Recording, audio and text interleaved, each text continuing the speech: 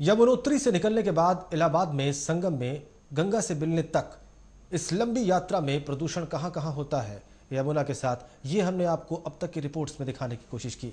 इससे पहले कि हम यमुना की कुल प्रदूषण की स्थिति के बारे में अगली रिपोर्ट में आपको बताएं, हम सबसे पहले एक बार फिर से स्वागत करेंगे विजयपाल वघेल जी का, जो कि अध्यक्ष हैं हिमालय वाहिनी के, और हमारे साथ आलोक जी भी जुड़े हुए हैं, हमारे संवाददाता, हमारे सहयोगी जिन्होंने इस पूरी स्टोरी पर काम किया। विजयपाल जी, सबसे पहले आप हमें ये बताएं कि आप हिमालय वाहिनी के अध्यक्ष हैं, हिमालय वाहिनी क्या है और इस संदर्भ में क्या कर रही है?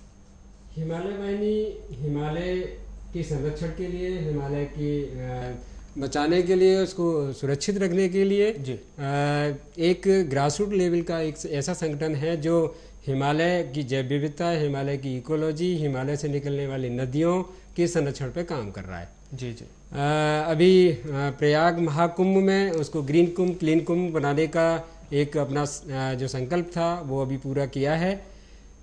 संगम पर गंगा, यमुना, सरस्वती तीनों का जो त्रिवेणी बनता है, जो संगम है, वहाँ इस तरह का प्रदूषण जो दिल्ली में दिखाई दे रहा है, जो दिल्ली से पहले दिखाई दे रहा है, दिल्ली के बाद दिखाई दे रहा है, वास्तव में यमुना की मौत हो चुकी है, जो यमराज की बहन कही जाती है। यमराज पहले ये था कि इसको में नहाने के बाद यमराज भी छोड़ देते थे, आज अपनी बहन को मरती देख रहे हैं।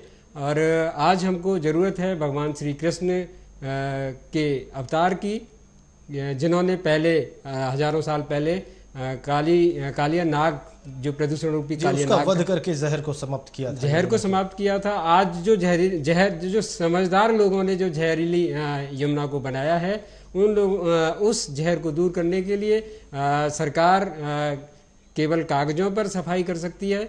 जब तक आप कब से सक्रिय हुए हिमालय वाहिनी के साथ?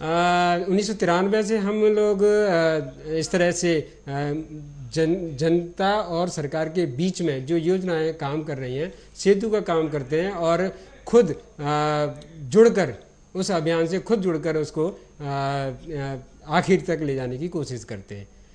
यमुना दिल्ली वजीराबाद से ओखला 22 किलोमीटर की दूरी तय करती है। 17 नाले इसमें गिरते हैं। नजफगढ़ नदी, जिसको हम नाला कहते हैं, वो मूल रूप में एक नदी है। जी जी। साहिबी नदी जिसका नाम हुआ करता था, दिल्ली के पुराने लोग उसको जानते हैं। नदी को हमने नाला बना दिया। कुछ दिन ये जो भविष्य दिखाई दे रहा है, जैसे साहिबी नदी नजफगढ़ नाला बन गया है, ऐसे ही यमुना नदी भी दिल्ली का ड्रेनेज एक आपको क्या हल दिखाई दे रहा है? सारे ड्रेनेजेस बंद कर दिए जाए यमुना में सबसे पहले तो? नहीं, ड्रेनेज बंद करना समाधान नहीं है। समाधान यह है कि इसमें अगर एक बूंद भी गिरे तो वो बूंद साफ हो, ट्रीटेड हो, और यमुना को किसी तरह से वो गंदी ना करे। जी। एक और मांग कर रहे हैं यमुना बचाओ आंदोलन के लोग कि 70% हथनीकुंड बैराज का पानी छोड़ दिया जाए यमुना में, इससे आप सहमत हैं? नहीं, जब तक नेचुरल फ्लो नदियों में नहीं रहेगा तब तक नदी अपने अस्तित्व को बचा ही नहीं सकती है। जी। बांधों में जो पानी रोका जा रहा है, वो सही मायने में नदियों को की आधी हत्या तो वो खुद कर लेते हैं। जी जी। बाकी जितना भी ड्रेनेज का पानी होता है, सीवरेज जो होता है, वो उसको उसको अपने साथ बहने के लिए नदियां अब बेबस हो गई हैं। चाहे गंगा हो, चाहे यमुना हो, या छोटी नदियां हो। अभी इनके पानी को ट्रीट नहीं किया जाता, क्योंकि इनके पानी को ट्रीट नहीं किया जाता। किया भी जाता है तो वो उस तरीके से नहीं किया जाता है। STP कागजों पर लगे हैं, फिजिकली लगे हैं, लेकिन वो काम नहीं करते हैं। ETP काम नहीं करते हैं। काम करते तो BOD 18 से 20 यमुना की दिल्ली में नहीं होती। जो प्रदूषण जो दिखाई दे रहा है, काला जो पानी दिखाई दे रहा है, यहाँ प्रवासी पक्षी जो आते थे वो नहीं आ रहे हैं। वो नहीं आने का कारण वो दिल्ली का जो गंध है, दिल्ली के जो समझदार लोग हैं, उनकी नासमझी का परिणाम है। जी, दिल्ली की नासमझी का परिणाम है दिल्ली के लोगों की, और इसके लिए दिल्ली के लोगों को शर्म करनी ही चाहिए, इसमें कोई दो राय नहीं है। क्योंकि सिर्फ बातें करने से नहीं होगा, हमें और आपको ये बात समझनी होगी कि कैसे यमुना के जल को स्वच्छ बनाया जा सकता है, उसमें हमारी भूमिका क्या है, हम क्या योगदान दे रहे हैं इस नदी को पवित्र करने में, इसे पुराने वाली स्थिति में ले जाने के लिए। लेकिन फिलहाल आपको एक रिपोर्ट दिखाते हैं जो उसके प्रदूषण की वास्तविक स्थिति बयां कर रही है।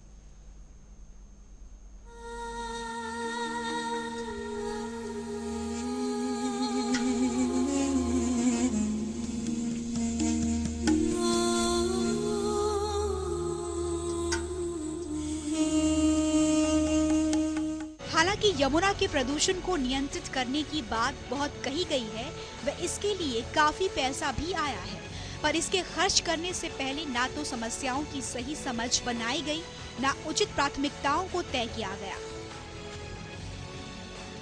वर्ष 1993 में आरंभ किए यमुना एक्शन प्लान के लिए 700 करोड़ रुपए जापान से आए थे। वे भारतीय सरकार की अपनी राशि अलग थी, पर इसमें सबसे अधिक खर्च सार्वजनिक शौचालयों के निर्माण पर किया गया, जबकि यमुना नदी की रक्षा में इससे कोई विशेष फर्क नहीं पड़ने वाला था और ना ही पड़ा। इसके अतिरिक्त यमुना किनारे से गरीब लोगों की झोपड़ियों को हटाने पर बहुत जोर दिया गया, जबकि प्रदूषण का मुख्य स्रोत वे कभी नहीं रहे और एक वैकल्पिक सोच सरकार अपनाती तो उन्हें यमुना की सफाई में भागीदार भी बनाया जा सकता था। इसके स्थान पर जरूरी ये है कि नदी के आसपास रहने वाले लोगों की भागीदारी को प्राप्त कर एक बहुत व्यापक जन अभियान यमुना की समग्र रूप से रक्षा के लिए चलाया जाए। समग्रता का अर्थ ये है कि हमारे प्रयास हिमालय व शिवालिक में स्थित यमुना के जल ग्रहण क्षेत्र से ही आरंभ हो जाने चाहिए। यमुना का पर्वतीय जल ग्रहण क्षेत्र काफी सिमटा हुआ है, अतः ये और भी जरूरी है कि इसका बहुत सावधानी से ध्यान रखा जाए। यहाँ प्राकृतिक वनों की रक्षा, मिट्टी व जल संरक्षण कार्य बहुत जरूरी है। इस ओर ध्यान केंद्रित करने के स्थान पर यमुना व उसकी सहायक नदियों पर जल्दबाजी में बहुत संदिग्ध उपयोगिता की बांध व पन बिजली परियोजनाएं बनाई जा रही हैं। इनसे मूल समस्या कम नहीं होगी बल्कि और बढ़ेगी। मूल समस्या तो ये है कि यमुना का प्राकृतिक प्रवाह बहुत कम हो गया है, वह एक बड़े क्षेत्र में लुप्त हो गया है। यदि बांधों व नहरों से इन नदियों के प्राकृतिक प्रवाह से और जल हटाया जाएगा तो इससे समस्याएं और विकट होंगी।